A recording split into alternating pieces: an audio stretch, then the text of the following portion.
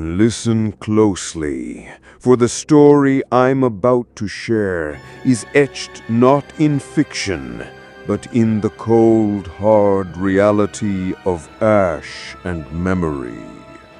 It's a tale from the heart of America, about a place meant for learning and laughter that became a tomb.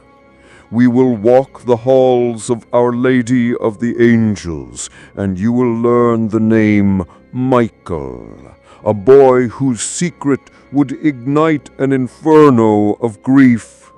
You'll hear the desperate prayers of nuns and the final cries of children trapped by a horror they couldn't comprehend.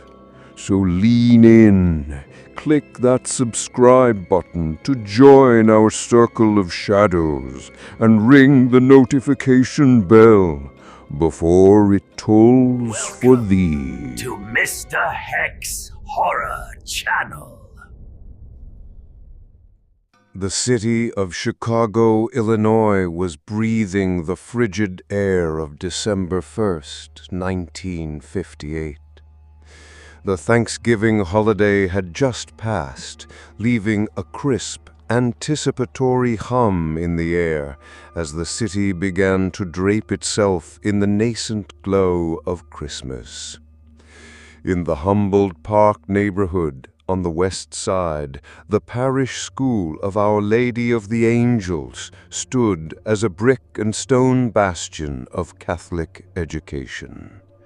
It was a place of routine, of discipline, of rosary beads and chalk dust, a sanctuary where 1,600 children were molded in the image of faith and knowledge. The school itself was a relic of a different time, a U-shaped structure built in 1910 with additions in the 1930s and 1950s. Its bones were old wood, its stairwells were grand but unenclosed, and its floors were polished with a flammable, petroleum-based wax that gave them a deceptively beautiful sheen. The building had passed a recent fire inspection, but it was grandfathered in under an older, more lenient fire code.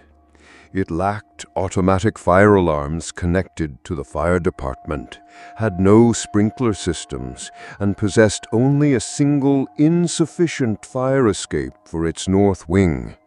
These were not seen as omens, but simply as facts of an old building, details lost in the daily shuffle of classes and ringing bells. Inside, the day unfolded like any other Monday. In the classrooms, children fidgeted, their minds drifting towards the approaching Christmas vacation. Nuns, in their traditional black habits, patrolled the aisles, their voices a mix of stern instruction and gentle guidance. In one second-floor classroom, Sister Mary St. Canis was teaching her students about Pearl Harbor, a historical tragedy that felt distant and abstract to the young minds before her. Down the hall, children practiced their cursive and recited their multiplication tables. It was a world of profound, almost sacred normalcy. But in the underbelly of this normal world, a different kind of lesson was being prepared. A secret was festering in the mind of a student. It wasn't a story of supernatural powers or overt cinematic bullying like the one that inspired this tale. It was a far more common and insidious horror, the horror of a troubled mind, of quiet resentments and a fascination with destruction. His name was Michael. He was a 10-year-old fifth grader, described by those who knew him as slow, a quiet boy who struggled to keep up academically and socially. He was a known problem child, but in the sprawling, crowded school, his issues were just one file among many. He had a history, a small but disturbing pattern of setting fires. He liked the power of it, the way a tiny flame could blossom into something wild and uncontrollable. He wasn't a monster in the classic sense. He was a child with a void inside him, a void he tried to fill with the bright, dancing chaos of fire. At approximately 2:20 p.m., with dismissal only an hour away, Michael slipped away from his classroom. He made his way down to the basement, a dark, cluttered space that smelled of damp concrete and old paper. At the bottom of the northeast stairwell, there was a pile of trash, cardboard cartons, discarded test papers, and other combustible debris waiting to be taken out. It was an altar of opportunity. No one saw him strike the match. No one heard the faint, hungry crackle as the flame took hold. He simply lit the fire and walked away, melting back into the anonymous river of students in the school's hallways. He returned to his classroom, his heart likely a frantic drum against his ribs, a secret sun burning behind his eyes. He sat at his desk, a 10-year-old boy holding the fate of hundreds in his small, unsteady hands. For 15 to 20 minutes the fire grew in secret. It climbed the wooden stairs, hidden from view, feeding on the flammable wax and the oxygen drawn down the stairwell. The basement door, propped open for convenience, allowed it to feast. The fire didn't roar. It smoldered, gaining heat and generating a thick, oily black smoke. It was a patient predator, gathering its strength. Upstairs, on the second floor, the first hint of trouble was a faint, acrid smell. A few students mentioned it. A teacher wrinkled her nose. It was likely dismissed as something benign, faulty wiring perhaps, or something burning in the incinerator. No alarm was pulled. The city fire department, just a few blocks away, remained unaware. The clock ticked past 2:30 p.m. The first person to understand the true gravity of the situation was the school janitor, who went to the basement and opened the door to a wall of heat and smoke. He rushed to tell the principal. At the same time, 3 8th-grade girls, on their way to empty wasket butts, saw the smoke pouring up the stairwell. One of them screamed, a sound that was the true first alarm. She pulled the local fire alarm switch in the hallway, its bell beginning to clang within the school's walls, a sound of internal panic, not a call for outside help. By then, it was too late. The fire, having gathered immense heat in the enclosed stairwell, found its release. In a phenomenon known as a flashover, a wave of superheated gas, smoke, and flame exploded into the second-floor corridor. The temperature in the hallway instantly rocketed to over 1,000 degrees Fahrenheit. The varnish on the classroom doors bubbled and blackened. The air itself became a poison, a thick, suffocating blanket of carbon monoxide and cyanide. The hallway, the primary escape route for the 6 classrooms in the north wing, had become an impassable furnace. Inside room 212, Sister Mary St. Canis looked at her 48 students. She saw the smoke seeping under the door and curling in through the transom window above it, a feature designed for ventilation that had now become a conduit. of death. She told her students to get on the floor, to pray. They recited the Hail Mary, their small voices a desperate chorus against the growing roar. The heat intensified. The wooden door to the hallway began to glow, then char. The children started to scream. Panic, raw and primal, erased all discipline. The room was a trap. The hallway was fire. The only other way out was the windows 2 stories above a concrete alleyway. It was an impossible choice. The horror unfolded in 6 separate, simultaneous tragedies. In one room, a nun herded her children to the windows, trying to shield them with her own body as they waited for a rescue that wasn't coming fast enough. In another, children clawed at the door, their small hands burning on the hot wood, not understanding that opening it would mean instant incineration for everyone inside. The screams blended together. "Mama, help me!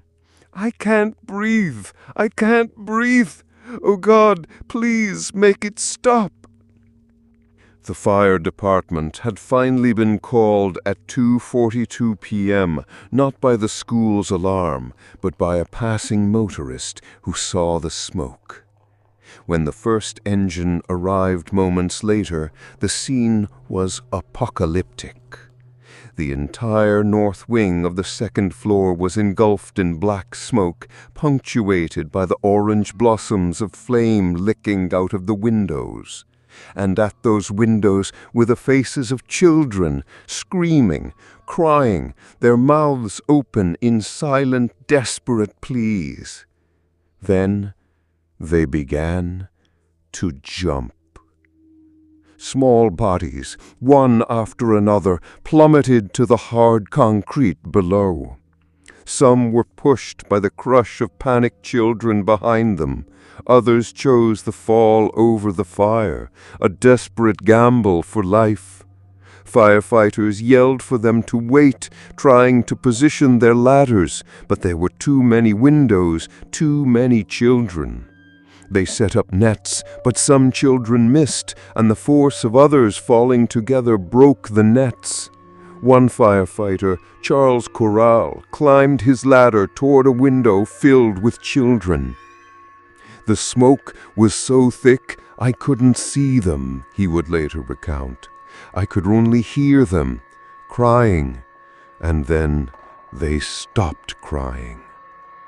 He reached into the classroom and pulled out a small, limp body, then another, and another. None of them were breathing. Priests arrived, moving through the chaos, administering last rites to the small broken forms laid out on the school lawn. Parents, drawn by the sirens and the pillar of smoke, converged at the school, their faces masks of disbelief and terror. They screamed the names of their children, pressing against the police lines, their hope eroding with every passing second. Inside, as firefighters finally broke through and advanced down the scorched hallway, they witnessed a scene from Dante's Inferno. The corridor was littered with the bodies of children who had made it out of their classrooms only to collapse in the superheated air. Inside the rooms they found more. Some were huddled under their desks, some were clustered by the windows, many were still in their seats, their heads down as if they had simply fallen asleep, overcome by the silent deadly carbon monoxide. Sister Saint Canice was found near the door of her classroom, her arms outstretched toward her students, her rosary melted into her hand. By the time the fire was extinguished, the cost was clear and catastrophic. 92 children, aged 8 to 13, were dead. 3 nuns had perished with them, an entire community was shattered, plunged into an abyss of unimaginable grief. The investigation began immediately. At first, the blame fell on faulty wiring or negligence, but as arson investigators sifted through the rubble, they found the telltale signs. The fire had 2 points of origin, and its rapid, intense spread in the stairwell pointed not to an accident, but to a deliberate act. The city and the nation recoiled in horror. It was one thing to lose children to a tragic accident. It was another to think that one of them had intentionally caused it. Suspicion eventually fell on 10-year-old Michael. Under questioning, he was evasive, but the lead investigator, a man skilled at reading the subtleties of deception, saw something in the boy's eyes. He pushed, and then it happened. In a quiet, almost emotionless voice, Michael confessed. I lit it, he whispered. He told them everything, how he used a match from his pocket, how he lit the papers in the trash barrel, how he watched it catch before walking away. He provided details that only the arsonist could know. To the investigators, the case was closed. They had their monster, a 10-year-old boy who had committed one of the worst mass murders in Chicago's history.